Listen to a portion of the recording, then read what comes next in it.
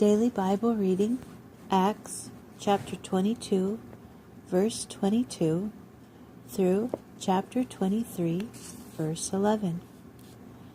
They had been listening to him up to this point, but now they shouted at the top of their lungs, "Rid the earth of such a man!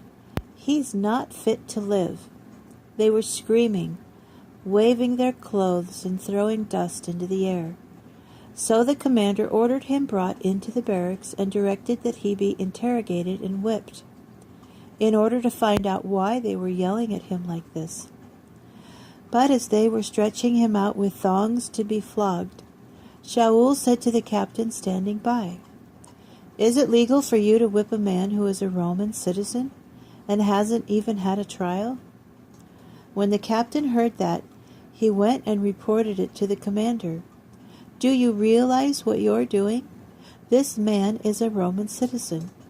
The commander came and said to Shaul, "Tell me, are you a Roman citizen?" "Yes," he said.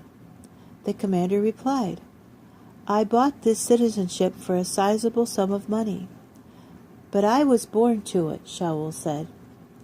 At once the men who had been about to interrogate him drew back from him, and the commander was afraid too, because he realized that he had put this man, who was a Roman citizen, in chains. However, the next day, since he wanted to know the specific charge the Judeans were bringing against him, he released him and ordered the head Kohanim and the whole Sanhedrin to meet. Then he brought Shaul down and put him in front of them. Shaul looked straight at them and said, "Brothers, I have been discharging my obligation to God with a perfectly clear conscience, right up until today." But the Kohen Haggadol, Chenaniah, ordered those standing near him to strike him on the mouth. Then Shaul said to him, "God will strike you, you whitewashed wall. Will you sit there judging me according to the Torah, yet in violation of the Torah order me to be struck?" The men nearby said, "This is the Kohen Haggadol of God that you're insulting."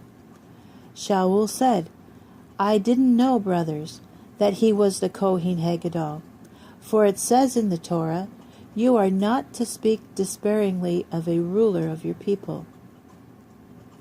But knowing that one part of the Sanhedrin consisted of Zedukim and the other part of Perushim, Shaul shouted, "Brothers, I myself am a Perush and the son of a Perushim, and it is concerning the hope of the resurrection of the dead that I am being tried." When he said this, an argument arose between the Perushim and the Zedukim, and the crowd was divided. For the Zedukim deny the resurrection and the existence of angels and spirits, whereas the Perushim acknowledge both. So there was a great uproar, with some of the Torah teachers who were on the side of the Perushim standing up and joining in. "We don't find anything wrong with this man, and if a spirit or an angel spoke to him, what of it?" The dispute became so violent that the commander, fearing that Shaul would be torn apart by them, ordered the soldiers to go down, take him by force, and bring him back into the barracks.